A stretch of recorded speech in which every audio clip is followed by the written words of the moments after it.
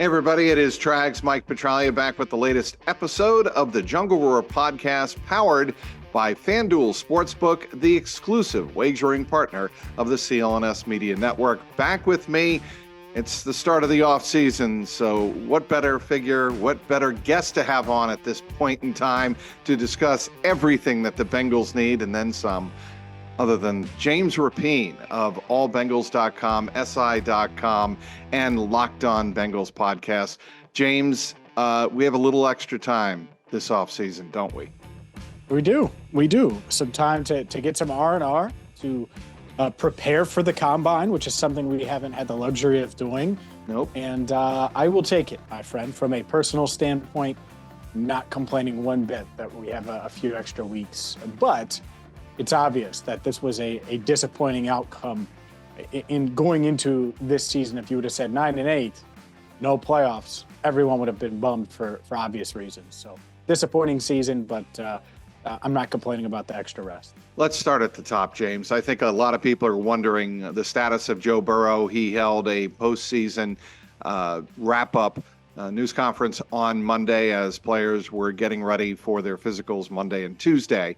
And he touched on a number of topics, the first of which, of course, was his health. And he was naturally asked, when will he be ready to start throwing again? He was hopeful that by OTAs, he might start throwing the football around. But first and foremost, he wants to get healthy, and he wants to make sure that wrist is fully healed. And I've described it this way on all of my platforms, and I think it's the best way to describe it. It's a blessing and a curse. The blessing is it's going to take a lot of time to heal. Right. And he has that time. The fact that he has it. The curse is this is a serious wrist injury to his throwing hand. Like, this is not a break. This is not something that takes 6 weeks or 8 weeks. There was zero chance he was returning for a playoff run. And I know some thought about that because you think of the wrist and you're like, oh, well, it's just a little ligament, but it's pretty serious, substantial injury. The good news is it's healing and he has time to let it heal. The downside is it's much more serious than a break would be traditionally. And so I hope that he does exactly what he's told, and I think he will, and I think he'll be back hopefully for training camp at 100%. I don't think he'll be 100% at OTAs. I think even though he could be throwing then, I'm not sure he'll be making the full assortment of throws. But hopefully he could finally have a healthy training camp, which is going to be such a big topic that we're going to say about 5,000 times over the next 6 months. Yeah, I kind of dread that. But, the one thing that concerns me, James, is the fact that Joe Burrow is an intensely competitive individual. He, by his own admission, has worked himself hard in every offseason that he has had, maybe to the point of exhaustion heading into camp. And, when he touched on that on Monday, maybe he'll take the foot off the gas a little bit in terms of his conditioning going into training camp. Maybe some of that will be predicated by the fact and mandated by the fact that he's coming off the wrist injury. But mentally, how does he handle the wrist injury? How does he handle the going at a much more controlled, slower pace just to make sure that the wrist heals? That's my biggest concern for Burrow in the offseason. Yeah, I think there's a couple of things. One thing, and especially after he mentioned the foot on the gas going into training camp. Right. And I thought back to last year when he talked to us at the end of the offseason program. Or it might have been the beginning, but it was during the offseason program. And he said he wanted to be the best in the world. And then at the end of the program, I think we talked to him again, and he said, well, this is the season now. Like, I'm not slowing down. No, we're in season, like in his mind. I do remember that, yes. And that probably should change. Even then, I was like, man, the season's a grind. Like, I'm not in season yet. I'm not in season mode. And I get his logic of push. Right. But and once the season starts, you have to play through injuries, through shoulder nicks and calves and all the knees and everything that he's dealt with over the past 4 seasons. But you don't have to do that now. And so I do think he has the maturity to understand that. And it will be challenging, especially the not weightlifting part. There's a reason I asked him about that, because the mental element of just being able to grip weights and lift, he loves that. And I get it. I can relate to that. You can't. But no, I'm just kidding. But dang. I forgot we were recording, Trags. But Sure you I did, think James. I think that element is an interesting dynamic. And I have heard that he has just been in the weight room like crazy still. And it's probably to mentally keep himself at bay from just being super bored and not knowing what to Yeah. do because he can't grip weights with his right hand. And so I do think he'll be mature enough to deal with this, but you're right, it is a mental hurdle. I think that's probably the hardest part.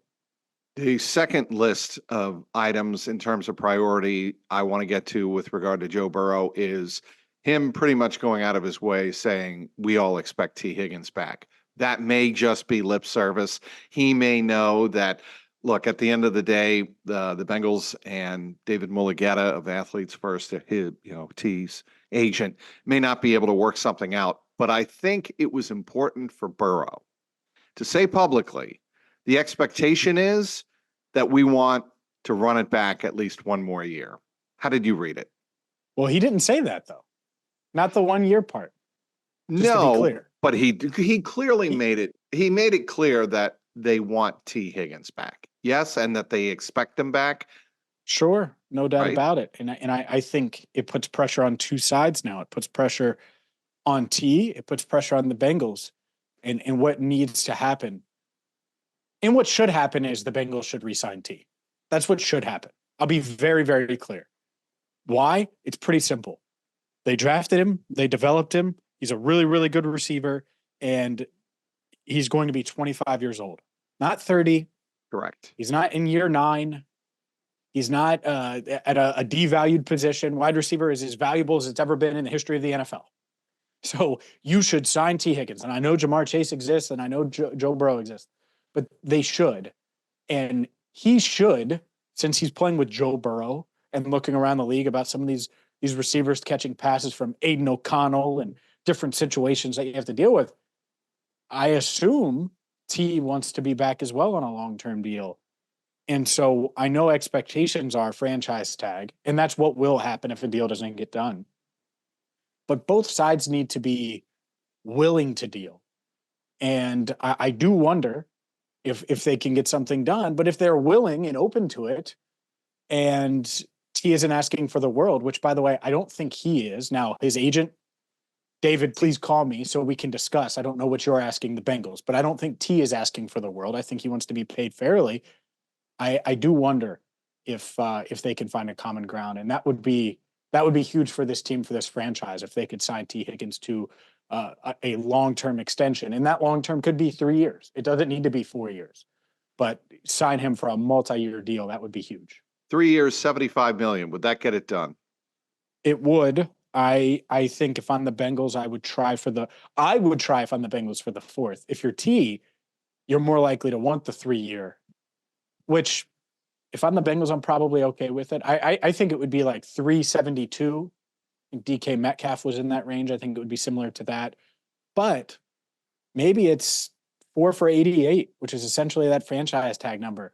I think the key to it, and Jamar Chase mentioned it to us when different reporters asked about his contract. I think Ben asked, what's the most important thing to you in a contract? He said upfront money. And he said, guarantees in year 2, because that's what the Bengals don't do.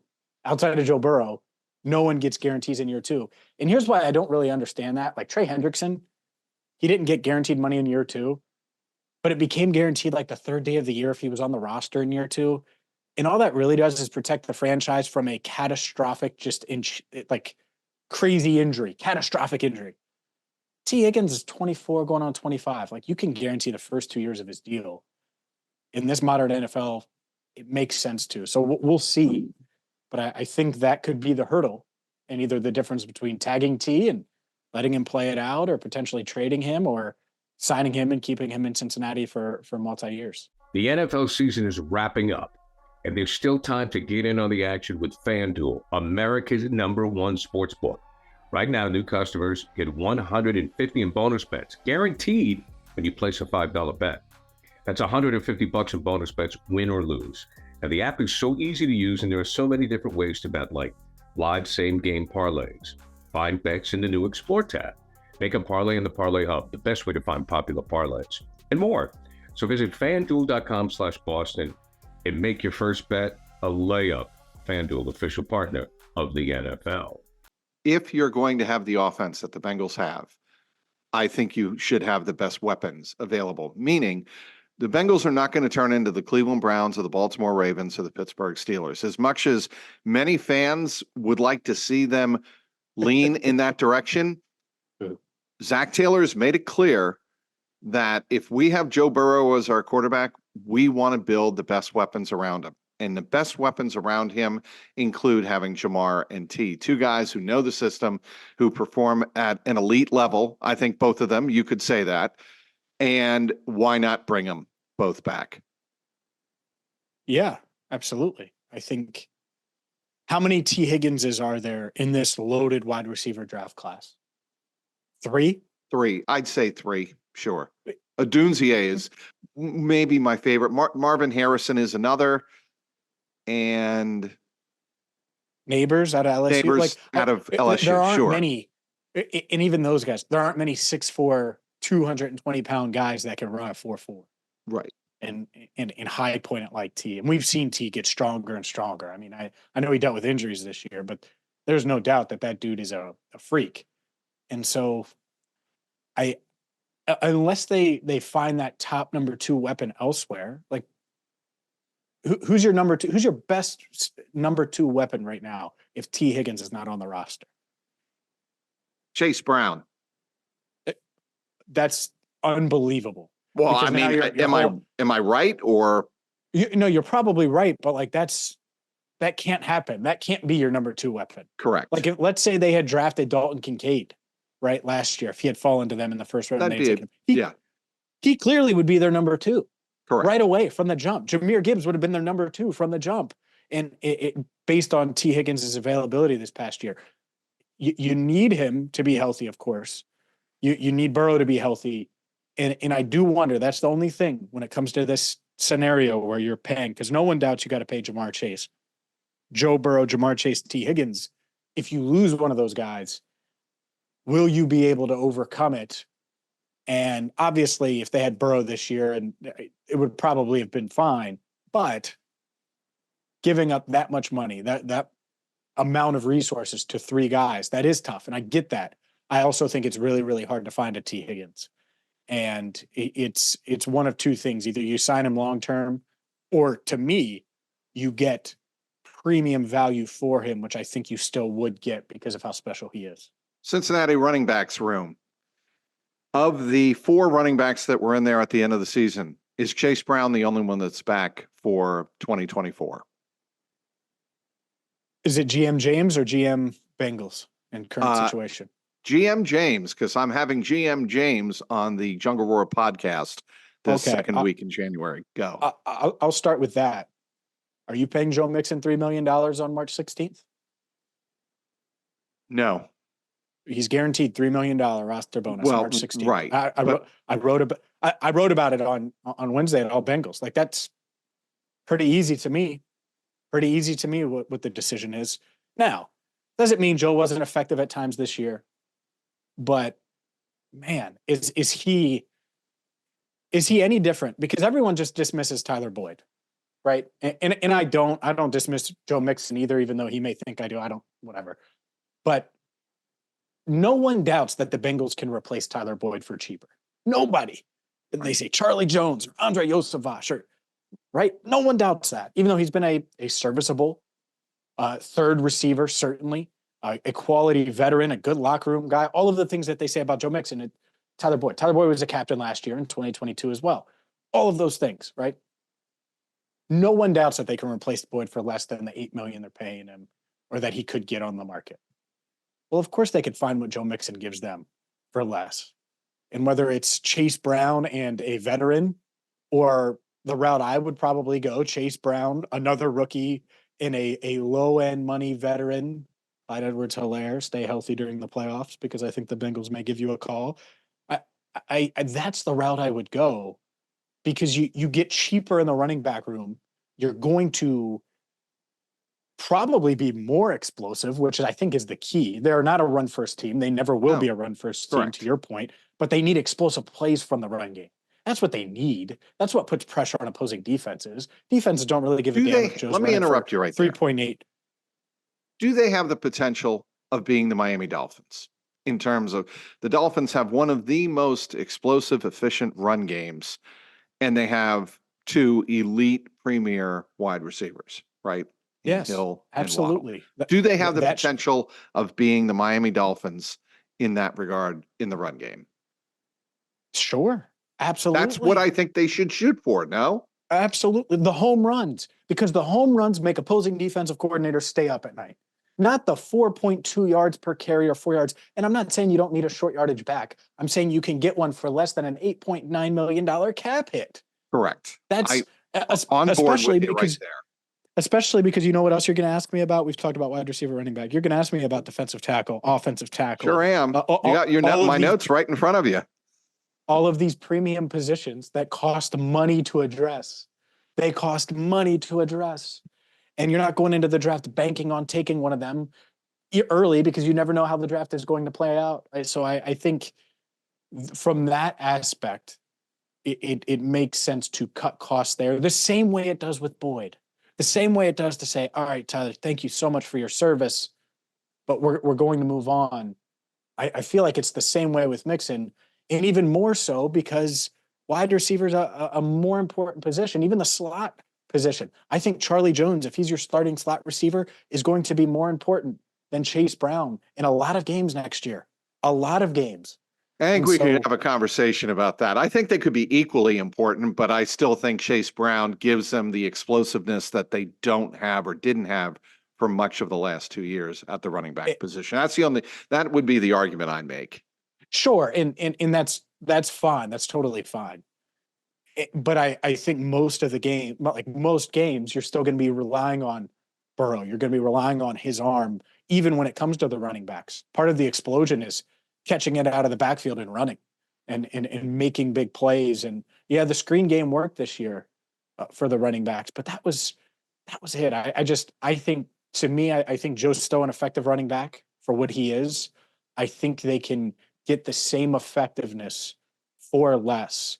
And I also think it's honestly probably unfair to ask him to take another cut, restructure his deal again, or rip up his deal.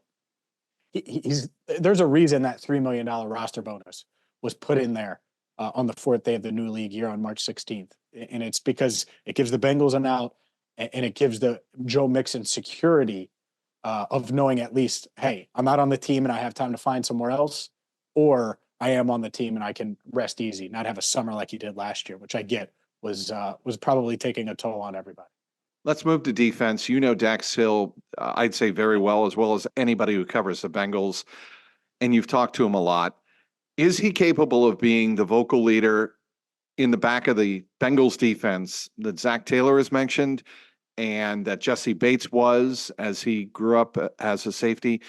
Does Dax Hill have that next level in terms of leadership and voice? I certainly think he's capable of that. It's so interesting, Trags, because I remember interviewing Jesse Bates shortly after he got drafted, and he was a second rounder, about 20 picks past Dax, less than that, 15 picks, I think he was, past Dax. And Dax was a first rounder, 31st overall. But he comes in and ends up beating George Iloka out for that starting job in camp. And part of that had to do with money and all the same things where you can get more for less if you move on, all that dilemma.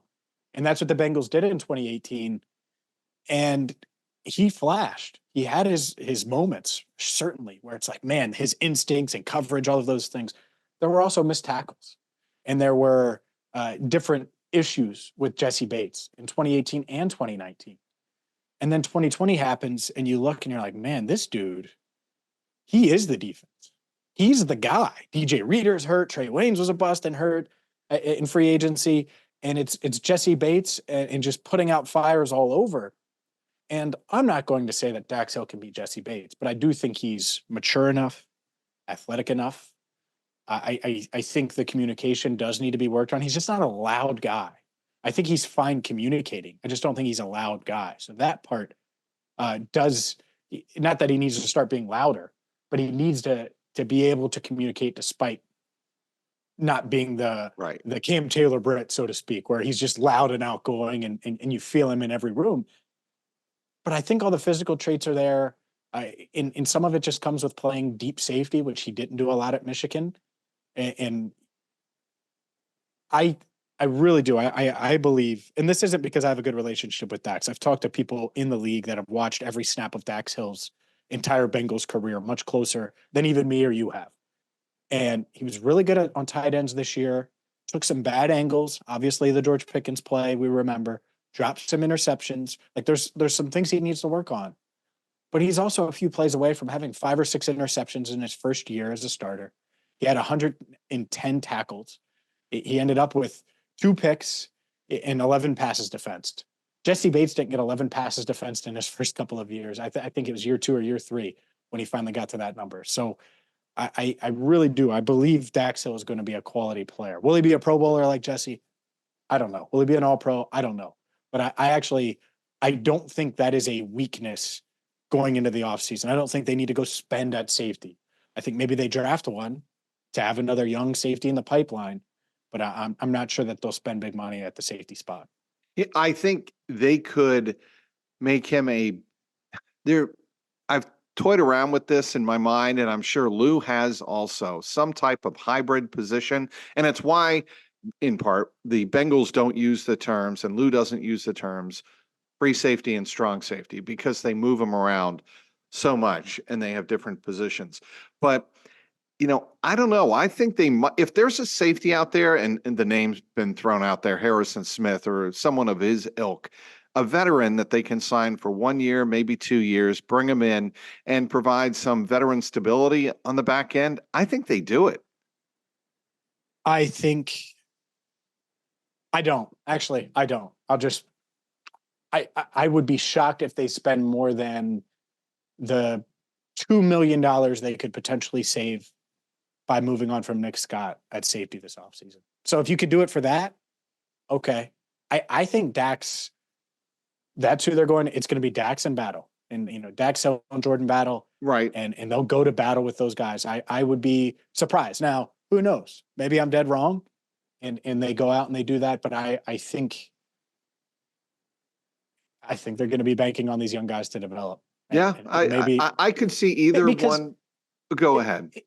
Sorry, just because you chose not to spend big money there already. Like you chose this path. And the reason you chose this path is because of the roster. And to me, what helps the safeties more?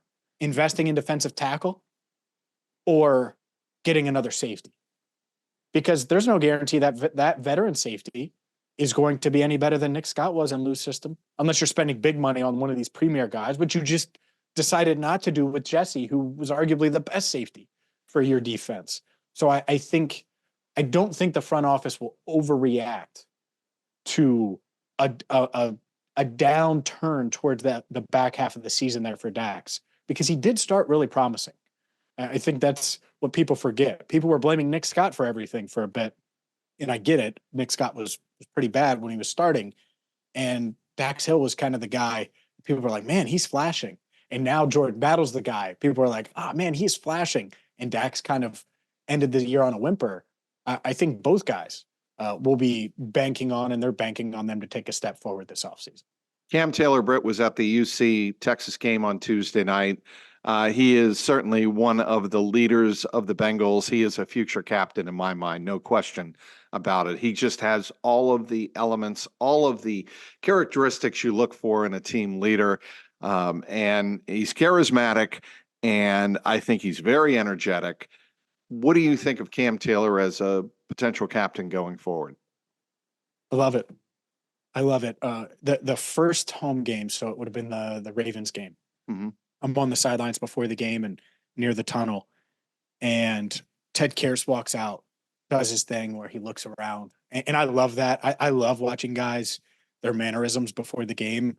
And Trey Hendrickson has this Bane style thing where he's got his hands on his collar and he's got his big mouthpiece in, and he literally looks like Bane from Batman. It's like, man, please don't punch me in the gut like Bane did to Batman in The Dark Knight Rises, because I won't get up, much like Christian Bale.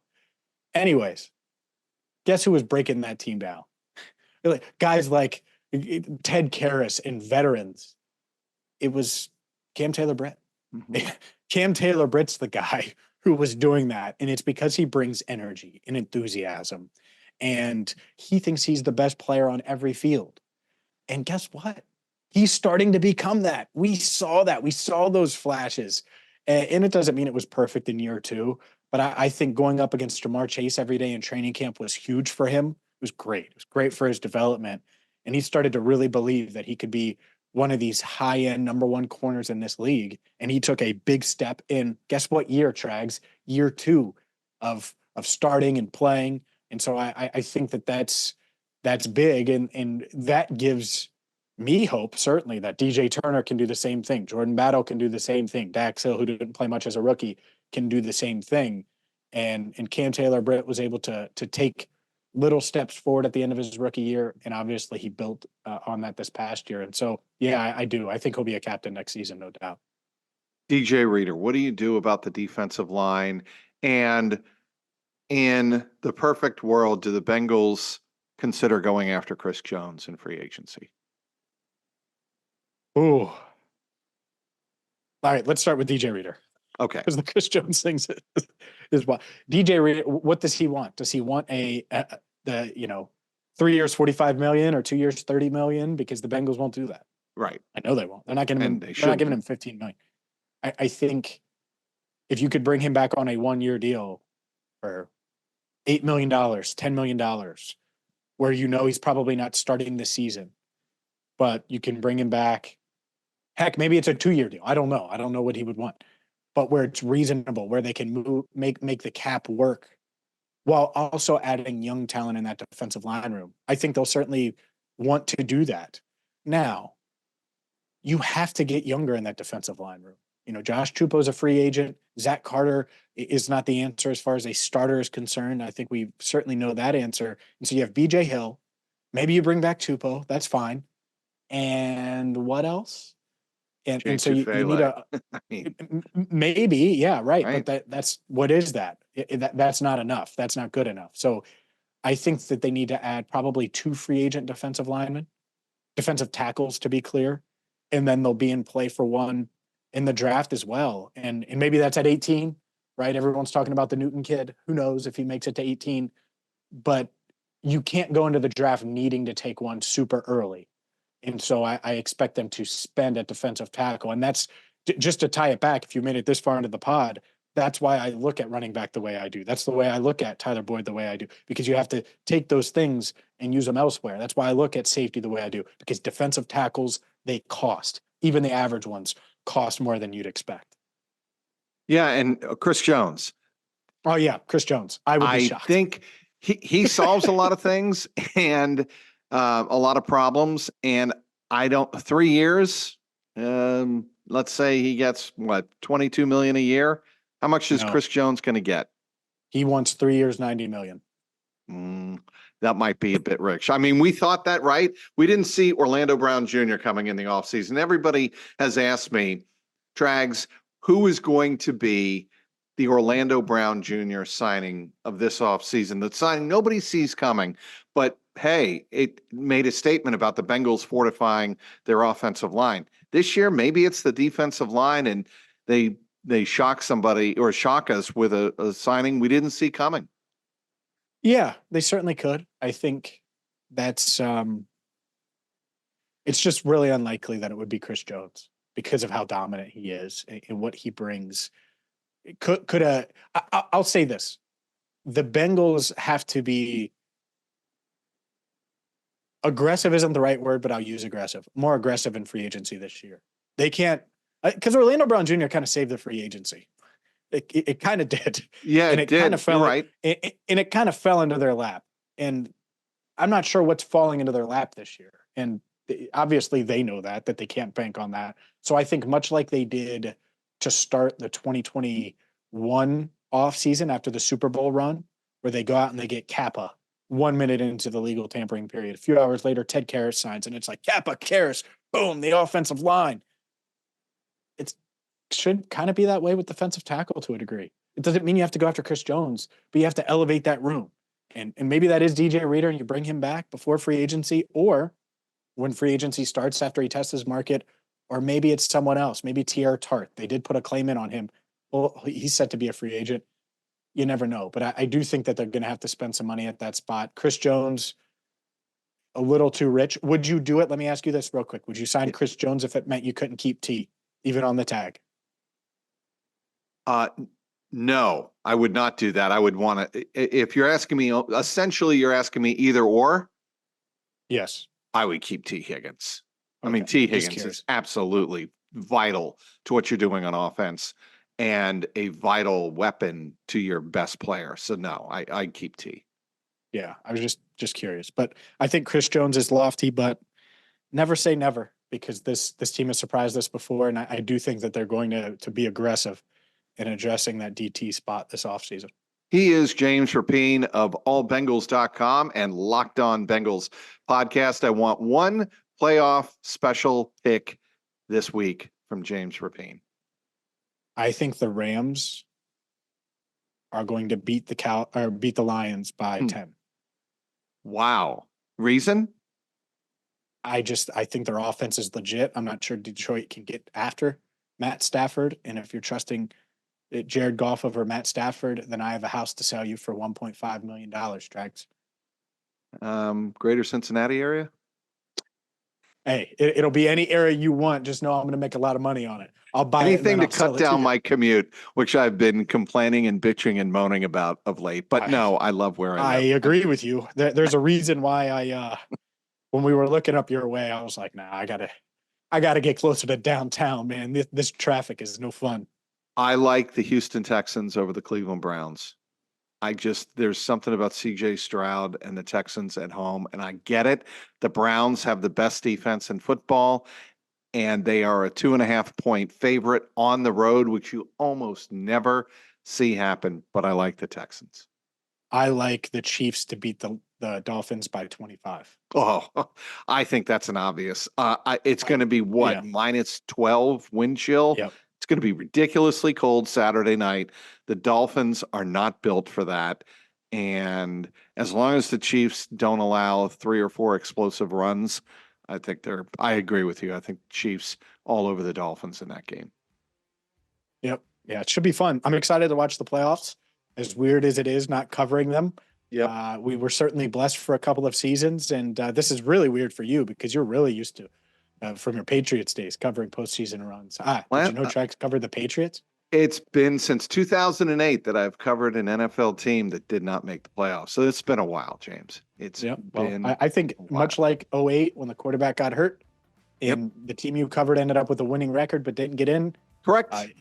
It'll be similar. Hopefully the 2024-25 Bengals are better than the 2009 Patriots, though, because Ray Rice ran all over them, I believe. Hey, you know the guy that complimented you in the locker room and on being buff and working out and looking like Mr. Strongman, Ted Karras. I want 30 to 45 seconds on his award, the Walter Payton Man of the Year Charity Challenge Award, not the main one that will be handed out at the Super Bowl, but he did earn the $35,000 for Village of Marici, an incredible cause. Just your thoughts on Ted winning that honor. He should get both, by the way. I think that, look, what he's doing is directly impacting so many people. It's why I partnered with him in the Cincy ad. I love the project. I love that he's been in Cincinnati for 2 years, but it feels like he's a Cincinnati native. And it feels like he's been a Bengal for a decade. I mean, it's wild to think about how entrenched he is into this community. So couldn't be happier for Ted. Couldn't be happier for Cincy Hat Matt as well, who does a lot of behind the scenes stuff for them. So, and I couldn't be happier for the Village of Marici, who obviously can use that money and put it to really good use. As I like to say, James, he's doing God's work, and he should be commended for it and helping out so many people, thousands of people who really need that type of assistance. He is James Rapien. You can follow all of his tremendous work on allbengals.com, si.com, and lockedonbengals.com. Anywhere else, by the way, you want to throw in there for a plug? Cincinnati Bengals Talk on YouTube, and get Enter the Jungle wherever books are sold. And you can see 2 copies of that behind James if you are watching this podcast on YouTube. Please feel free to click and subscribe at Jungle Roar Pod on my YouTube page. Again, he is James Rapien. James, thanks for taking time out. And until next week, I'm Mike Petralia. This has been the Jungle Roar Podcast, powered by FanDuel Sportsbook, the exclusive wagering partner of the CLNS Media Network. Keep that jungle roaring.